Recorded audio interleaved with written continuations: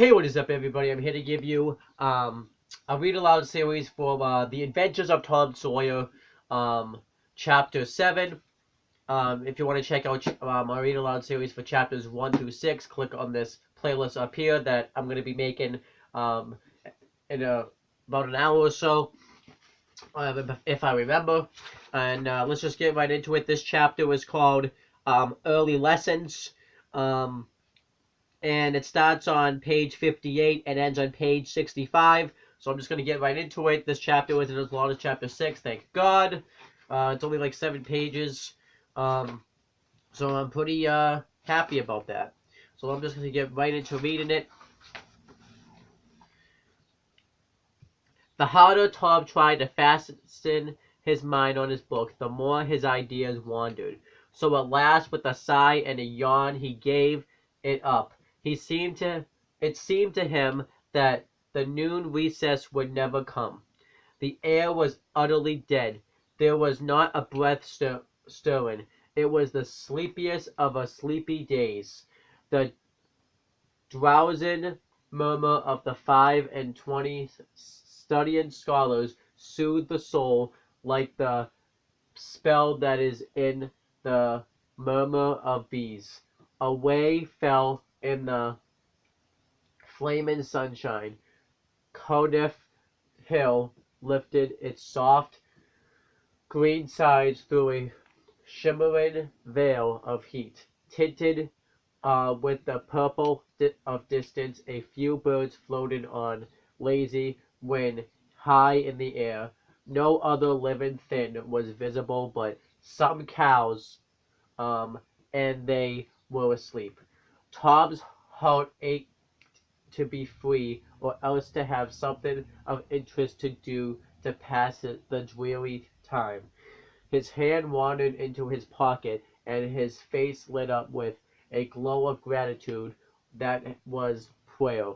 That though he did not know it then, furtively the percussion cap box came out. He released the tick and put him on the lawn flat desk. The creature probably glowed with a gratitude that amounted to prayer, too, at this moment, but it was premature,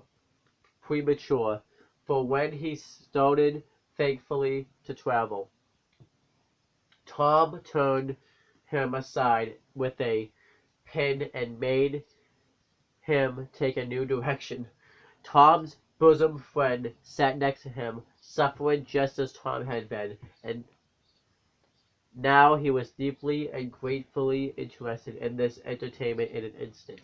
This bosom friend was Joe Harper. The two boys were sworn friends all the week and embattled enemies on Saturdays. Joe took a pin out of his lapel and began to assist in exercising the prisoner. The sport grew in interest momentarily. Soon Tom said that they were interfering with each other and neither getting the fullest benefit of the tick. So he put Joe's slate on the desk and drew a line down the middle of it, from top to bottom. Now, said he, as long as he is on your side, you could stir him up and I'll let him alone. But if you let him get away and get on my side, you're to leave him alone as long as I can keep him from crossing over. All right, go ahead, start him up. The tick escaped from Tom presently and crossed the equator. Joe harassed him a while and then he got away and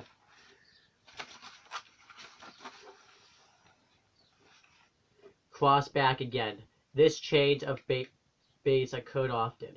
While one boy was worrying the tick was absorbing interest, the other would look on with interest as strong. The two heads bowed together over the slate, and the two souls dead to all things else.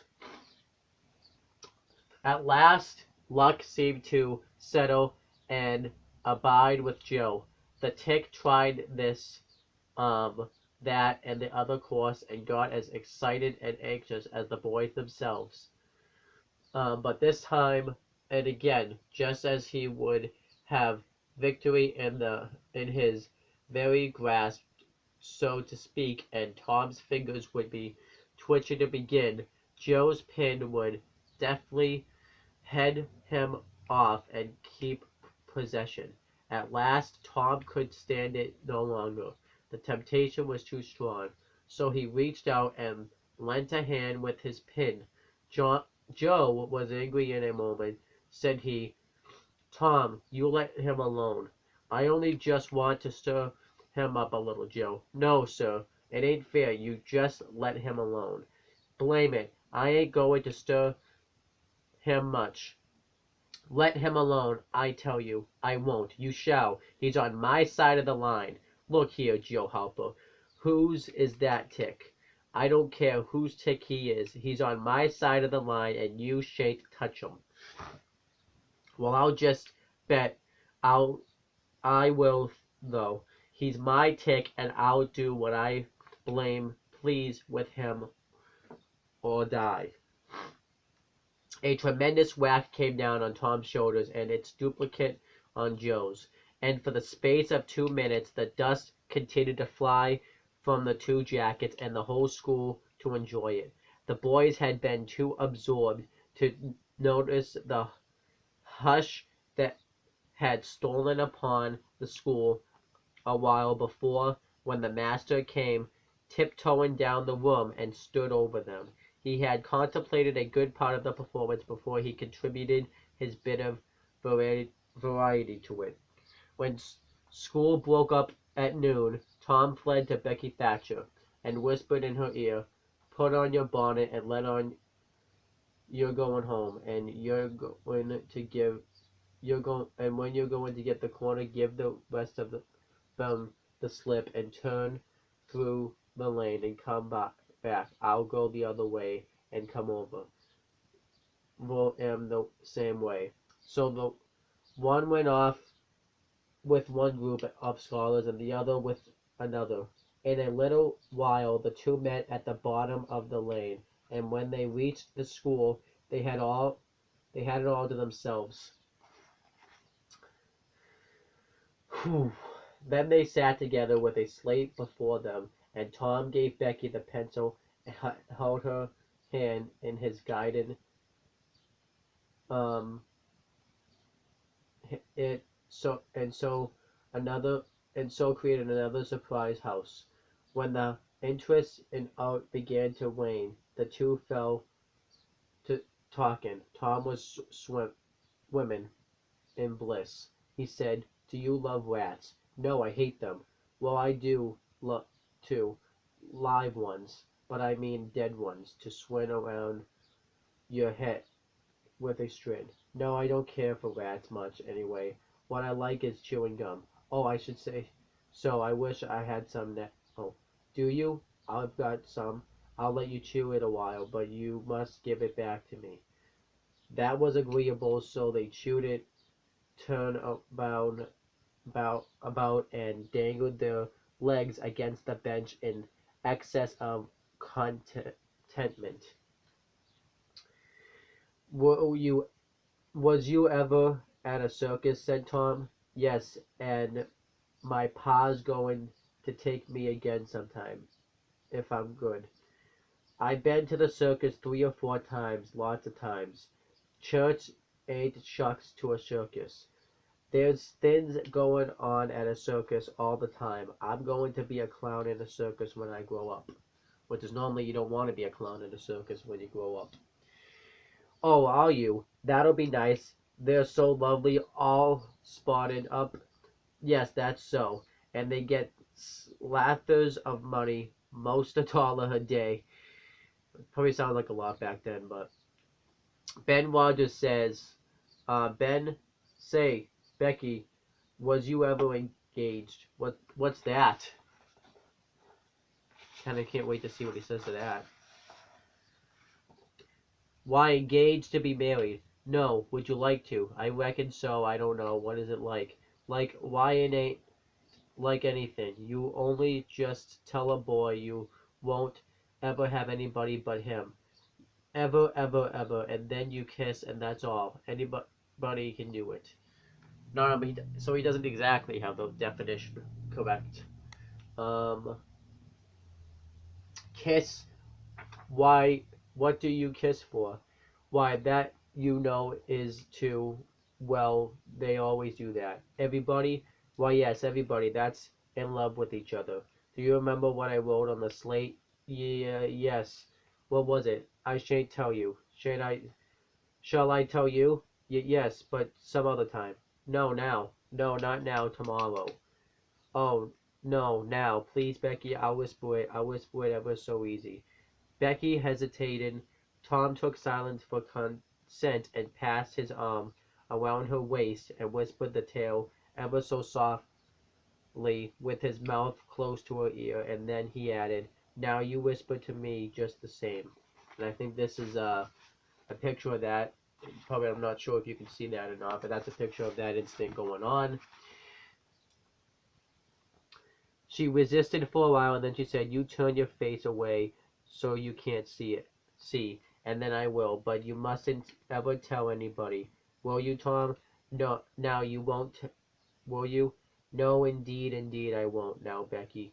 He turned his face away. She bent timidly around till her breath stirred his curls and whispered, "I love you."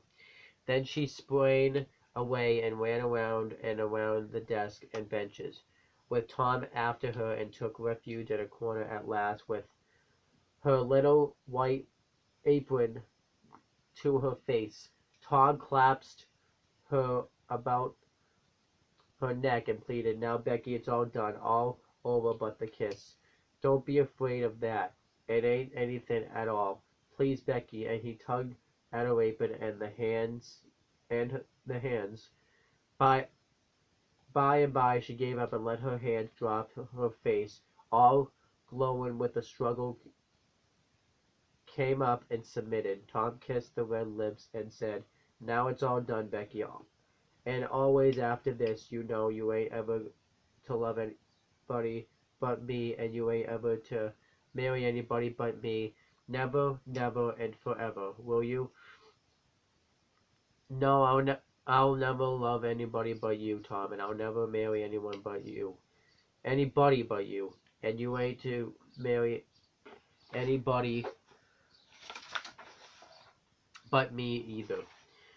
"Certainly, of course, that's part of it. And always coming to school, or when you're going home, you're to walk with me when there ain't anybody looking, and you choose me and I choose you at parties, because that's the way you do you do when you're engaged.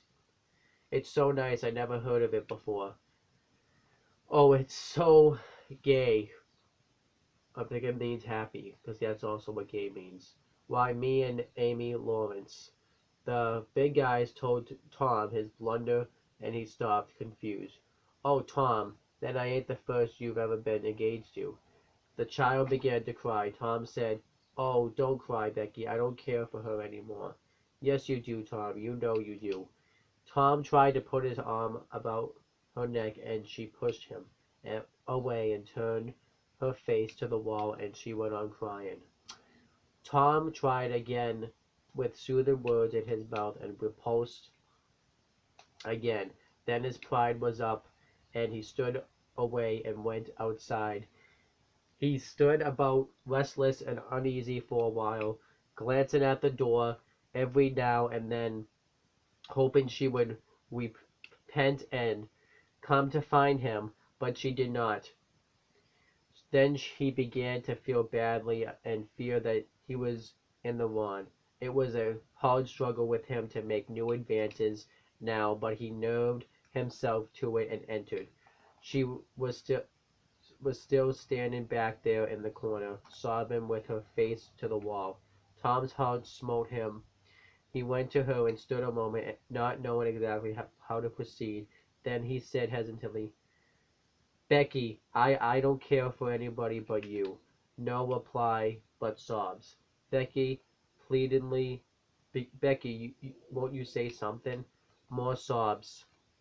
Tom got out of his chef's jewel a brass knot from the top of an aid drone and passed it around her so she could see it, and say, "Please, Becky, won't you take it?" She struck it to the floor.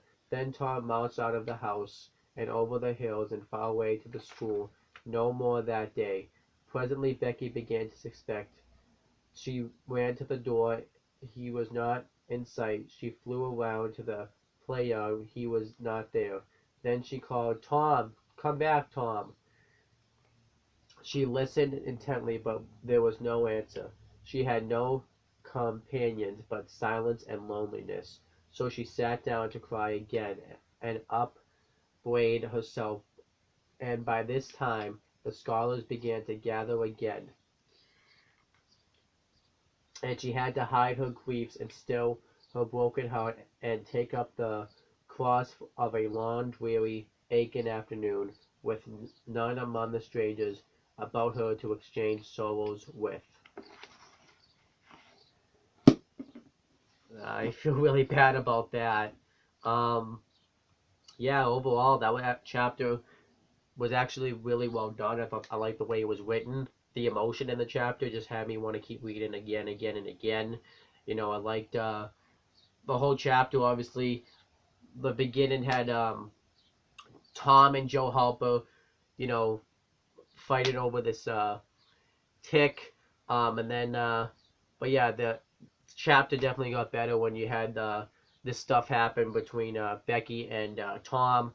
I thought that, you know, the fact that they said they loved each other, you actually felt good for them. But then when Tom revealed that he had feeling that um, there was another girl involved, I forget her name now at the moment, and Becky started crying, you actually felt bad for her, and they started breaking up. Yeah, it would just you just couldn't help but feel bad for them. But overall, that's the end of chapter 7. Thank you guys for watching this video. Please make sure to subscribe to my Sion Brothers channel, because I'm going to be posting a video on there tonight. And make sure to subscribe to this channel for more content. And that's pretty much it, guys. Talk to you later.